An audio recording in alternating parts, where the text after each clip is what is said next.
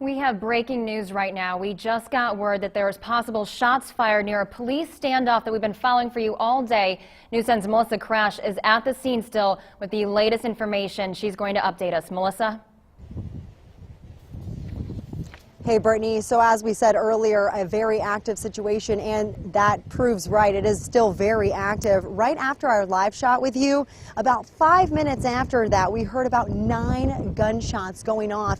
At that time, police officers were running to the area to make sure what was going on, to figure out what had happened. Now let me step out again. We've kind of switched the situation on you since our last live shot. The attention has moved to the opposite side of the street, as we showed you at the top of the hour. As you can see, police officers and SWAT team members in the distance there trying to figure out what was going on. This is the 4th Avenue location we told you about at the top of the hour, that this was a new location that Indiana State Police were investigating after credible information, and they thought the suspect could be in that home over there or could be in that area. So that's where the shots rang out. Again, like I said, 9 gunshots that we heard. News 10's Lacey Clifton was actually interviewing Sergeant Joe Watts with Indiana State Police at the time of the shooting, and I think got that on video. She listened back to her video to hear those 9 gunshots to confirm for us.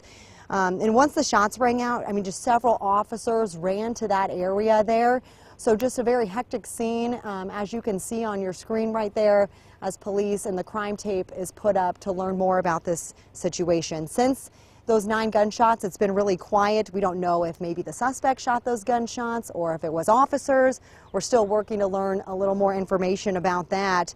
Well, firefighters, more responders that you can see are arriving. Now we're going to stay here again, like you've seen, and as we've said, it's still a very active situation. This is breaking and developing right now on News 10 at midday.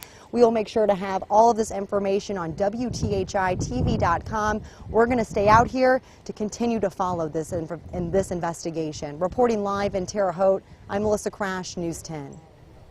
All right, thank you, Melissa. Now, of course, we have team coverage out there. We have John Swanner out there. We have Lacey Clifton out there and Melissa Crash. They've all been working the scene for you, different angles all over the neighborhood. And as you just saw in that live shot there, yeah, right here, very active. You can see officers still walking around in tactical gear with guns. It doesn't look like everyone is completely over with the situation. Obviously, they're going to be there for some time piecing together what had happened.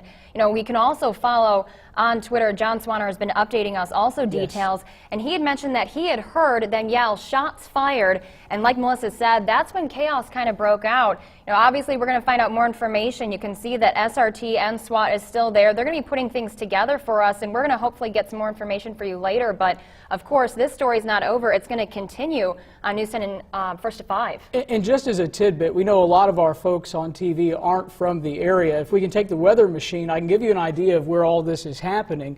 We are able to use our maps to show. So here's our traffic now graphic. This is actually just outside of downtown Terre Haute. Technically, it would be the east side. We do have officers on the scene. Some roads there, you saw the yellow tape, are blocked.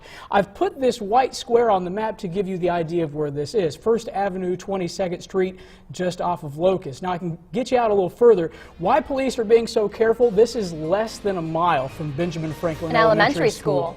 So this is something we're going to watch for the rest of the afternoon.